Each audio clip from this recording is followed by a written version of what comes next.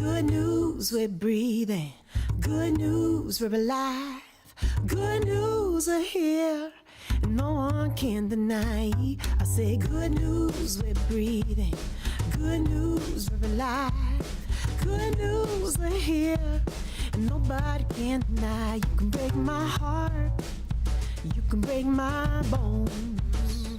But no one can break my spirit, 'cause my spirit is my home. You can take my money, you can take my time, but no one can take my spirit, 'cause my spirit is mine. I say good news, we're breathing. Good news, we're alive. Good news, we're here, and no one can deny. Oh, good news.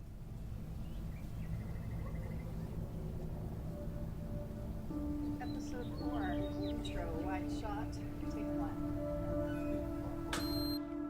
Welcome to How We Live, a series for and about women finding beauty, purpose, and meaning as they enter midlife. I'm Dr. Natasha Ghosh, an educator, therapist, daughter, wife, mom, and a woman approaching 50 who's just trying to figure it all out. In this series, I'm inviting you to join us as we talk to a diverse group of women about the unique challenges and pleasures of aging in our culture. In this episode, we're diving into one of the most complex topics of all: sex, love, intimacy, and desire after 40. How do women really feel about these deeply personal aspects of their lives as they age? Does desire evolve over the decades, or is the idea of older sex just ick? Movies and TV shows often depict it as cringeworthy, and there are certainly countless memes about sex after 50. But what if, with each passing year, it might actually get better? As a therapist, I hear from women navigating the emotional, physical, and cultural layers of sexuality in midlife. There's joy and freedom, but there's also confusion and fear.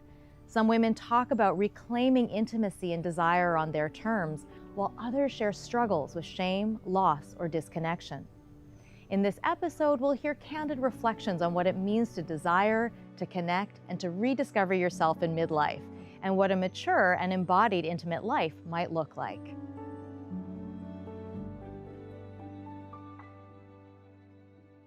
What societal messages have you received about female sexuality and aging?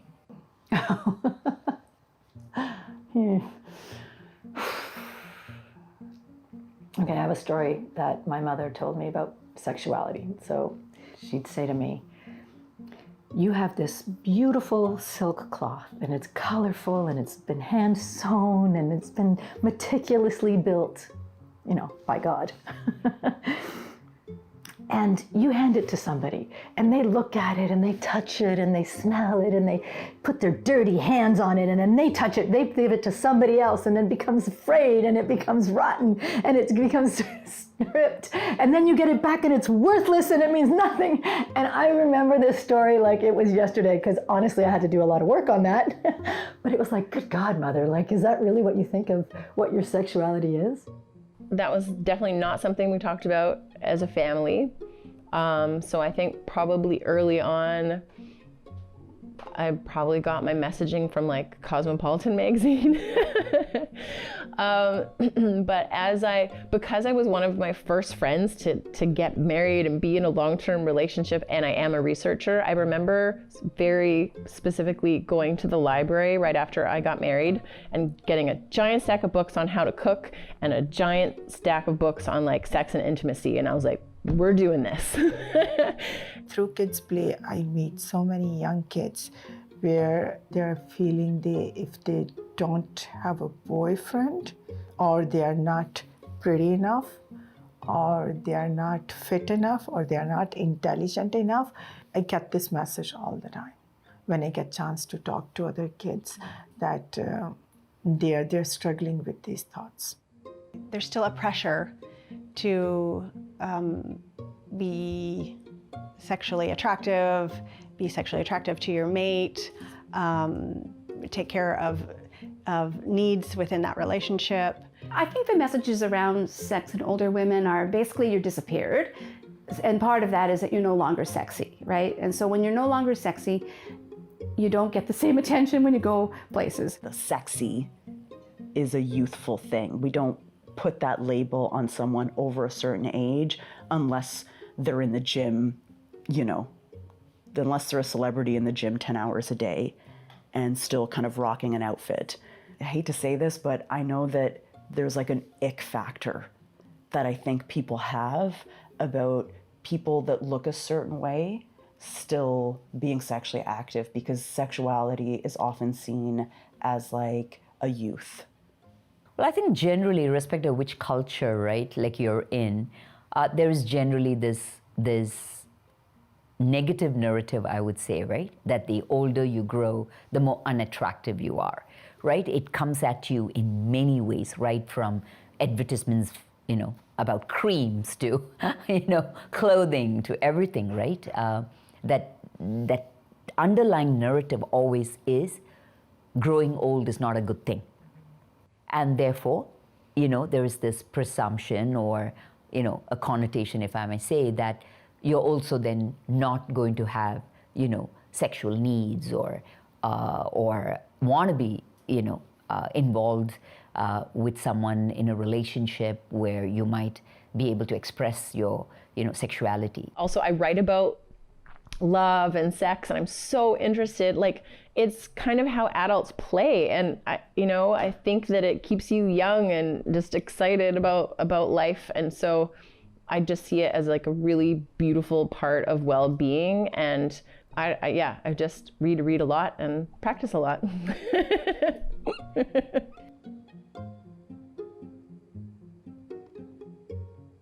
Nothing's changed. You're just as sexy as you ever were, like sexual in a way, right? It still works. It's still enjoyable. Sex is sex. I thought I was having good sex like my whole life. It's like, but there'd be times there'd be months in between. Like we had 2 kids at home and we were busy with businesses, and, you know, things get really boring, and it's like, you know, and there was nothing unpredictable about it. It was like, oh, well, you know, we always, you know, engage in this way, and it always, you know, happens sort of like this, and it was very predictable, and it still existed in our lives. I would say in the last couple of years, there's more and more conversation around what the woman needs, you know, not just what the man requires sort of to have a healthy relationship as we age. But there's still pressure, absolutely. It's a man-constructed reality of what sexuality is. Men have given us this idea that we are worthless if we're not pure, you know, and it's that paradigm. You're either a whore or you're the Madonna whore thing, right? That Madonna whore paradigm. Where do you want to fit in? Where do you feel like you need to? So there's all of these things that get told to you directly, indirectly, sometimes by people close to you, sometimes by advertisements. And I think you need to take it with a big spoon of salt, not a pinch, but a big spoon of salt. And remember that narrative is there because we generally live in a capitalistic society where if there is no problem, there is no profit. What do you think is the difference between sex and intimacy? Sex versus intimacy, like they can be together, but they don't have to be together, right? Like you can just have sex with someone. That doesn't mean you're intimate with them, right? And you can be intimate with someone and not necessarily be having sex with them either. If I have to answer, I feel like intimacy is 2 people, they're in love with each other, they understand each other's emotion. Sex, you just doing with a random person, I don't know. I feel like intimacy is being known and being seen and being accepted, and so is sex. I think, yeah, for me they're very, very enmeshed, but just allowing the full expression of who you are and being accepted for that. Intimacy to me is about vulnerability and about showing up the way you are, and about trying to see someone for who they are as well. But I also think when intimacy is combined with sex, that's like, boom. I was like, oh yeah. Have your attitudes towards sex and intimacy changed over time? And can you tell me more about that?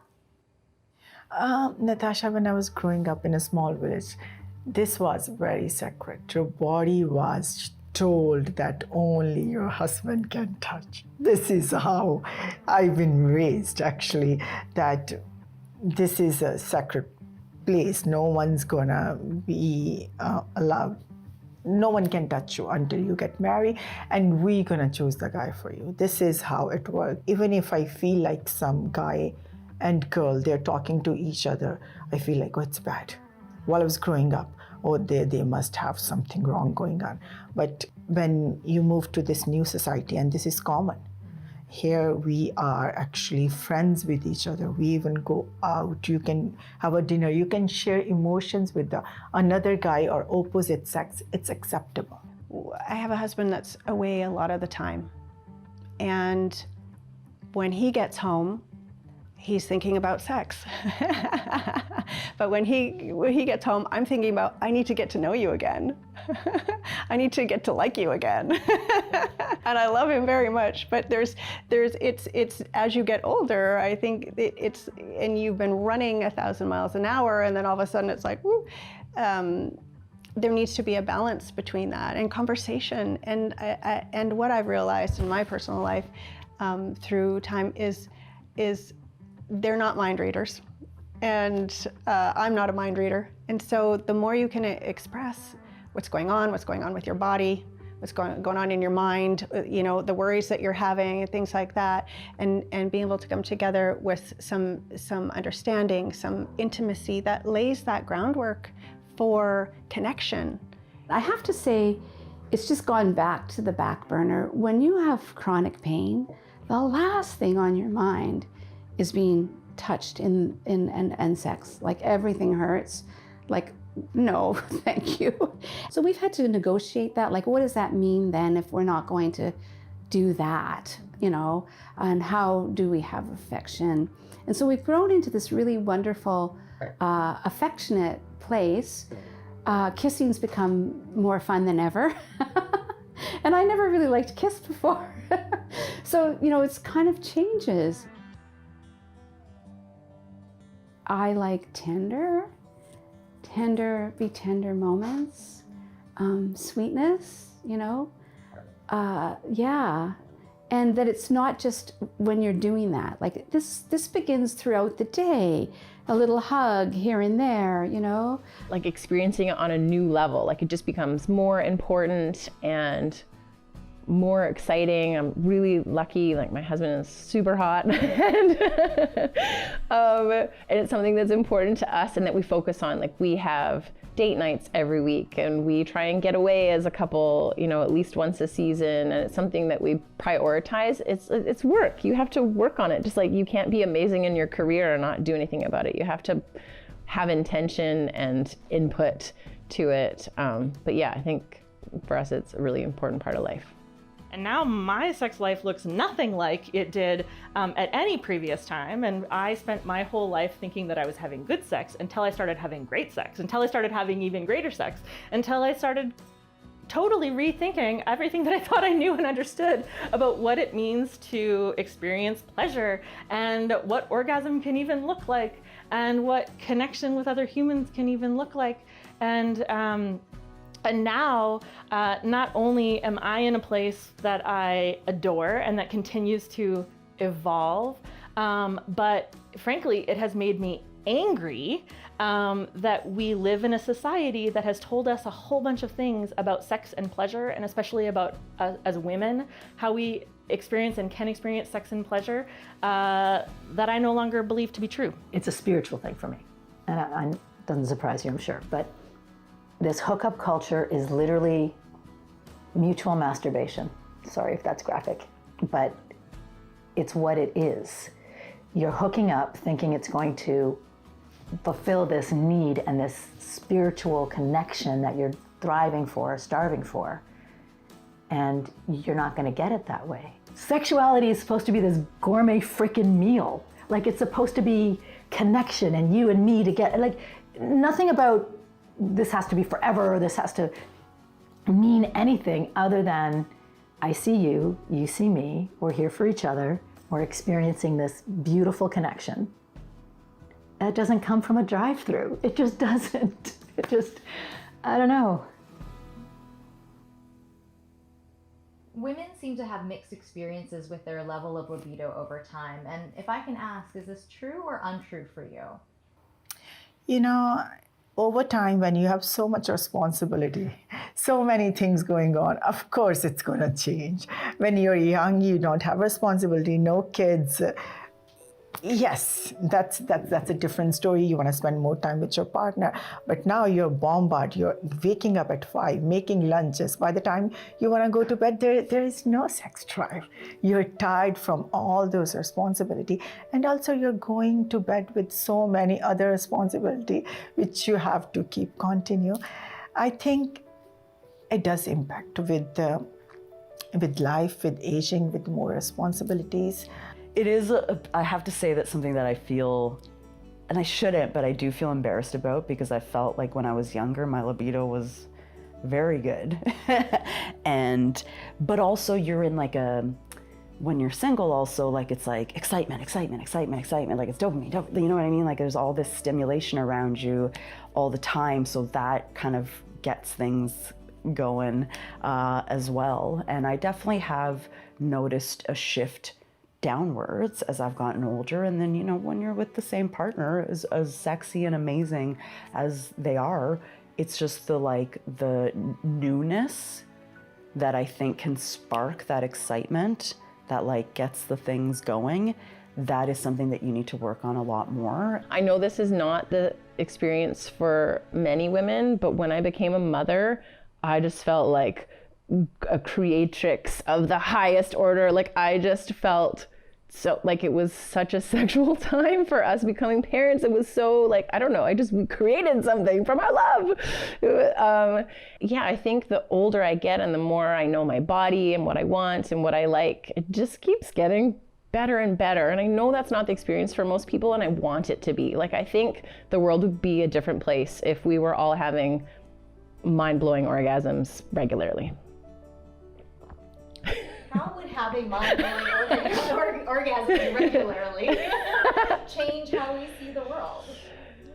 If we all were, you know, just feeling so good and ecstatic all the time, we would be more patient, we would be more creative, we would be more collaborative, we would like, you know, really be in a good place in our nervous system. I really think that it makes a difference. Do you think we talk about sex and the act of sex too much or too little? I think it depends on where you are, like in terms of geography. Like, so for example, I spend a lot of time in India when I travel. Like, you don't hear anyone talking about it really, at least not in public spaces or even in family gatherings. Like, it's not something that just comes up as a topic. Certain topics are not necessarily topics you just talk about, right? And so I've not heard much of it, like when I travel in Asia, but in the Western world, for sure, it comes up quite a bit. There are so many platforms, even in schools, everyone's talking about. There's nothing wrong. They're giving so much information about sex, about gay, about lesbian. It feels like they keep reminding them almost every single day. Of course, it's just they're living through that era that it has a big part on our life. Now I think we're saturated with talking about sex, and I think it's lost a lot of its meaning. And it's sort of just this physical act, and I see it with the younger generations where it's just swipe, swipe, swipe, swipe, and they're not even getting out there in the real world and meeting and feeling those hormones that attract or are not attracting, and it's just about this act of sex without any attachment, without any feelings, without any, and maybe the argument is a part of that may be empowering, but I don't think it's empowering for everyone. I remember actually having this conversation with my son. I heard this stat that 80% of kids his age have been watching porn. So he walks in the door and I said, "All right, dude, sit down. Tell me about the time you watched porn." He's like, "What the hell, Mom?" I didn't say have you, because it was like, if he didn't, then he would have said that.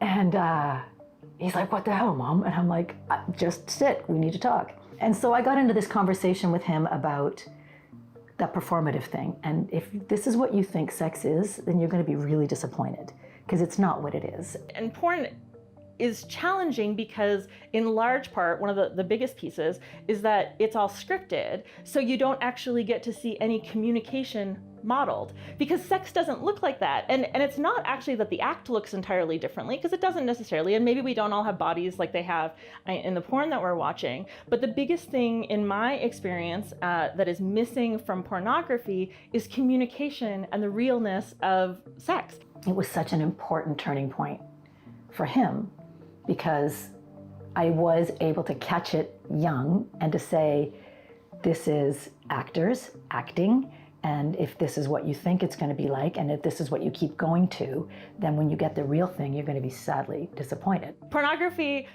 is this world where everybody seems to just be a total mind reader because it's pre-scripted, not because we're actually supposed to know how to read minds. Sex is messy. It is awkward. It is full of like laughter and like nervous figuring out and like, oh, that's uncomfortable, or oh shoot, I like tweaked my back and I need to like move a different way. Like it's like, but you'll never see that in pornography. But what the takeaways are is that, oh, good sex happens without words. Good sex happens without communication. Good sex happens without awkwardness. Good sex happens without like nervous laughter. Good sex happens without making a mistake and needing to shift or saying, actually, that does not work for me. Like, let's do it like this instead.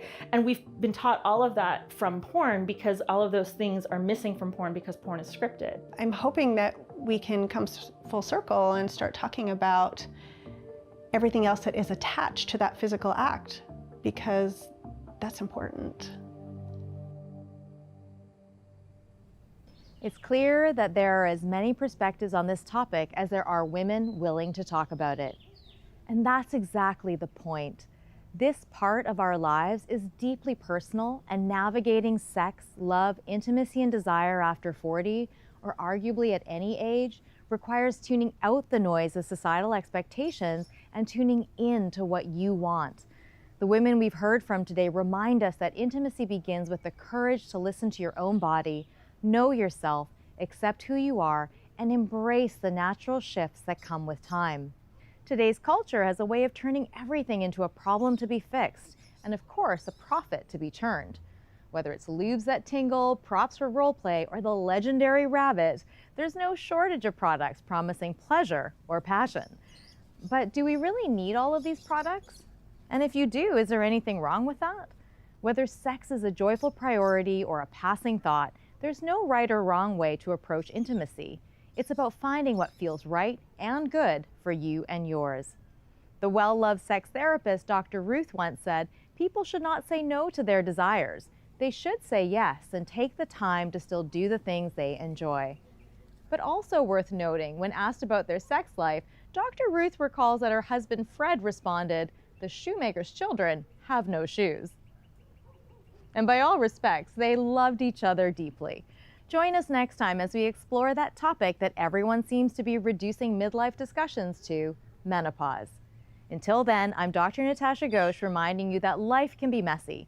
So at the risk of sounding like some affirmation you might frame for your bathroom, show yourself some love, trust the process, and lean into all the feels, because this is how we live. I'm from Looking Glass of sand, molten crystal quartz. I am from the smoke-charred shards of broken glass, still reflective like a disco ball reflecting in the dark, turning fragments into brilliance. I'm from daisies pushing through the sidewalk cracks of West Hill. I'm from laundry hung high on the line, smudged with blood and mud from creekside explorations. I'm from blood is thicker than water, even when it's not. And from, you'll never amount to anything on your own, only to be told you'll have to do it alone. I'm from the lilies of the valley, whose delicate scent comforted me, and from magnets whose polar likenesses force them apart. I'm from Sia Violet and Sio Enzo, big family gatherings and small dark secrets. I'm from an Italian-speaking family in an English suburb, where friendships were forged over homemade bread, pizza dough, and fried zucchini flowers stuffed with cheese and salted. I'm from the acrid scent and charred remains, sifting through soot and embers, finding blackened buttons where a jacket once hung, photos singed, melted trophies, and ribbons reduced to ashes. Nothing survived the fire, no placeholder for a life once lived, except the reminder that everything in time returns to dust, and none of it really matters.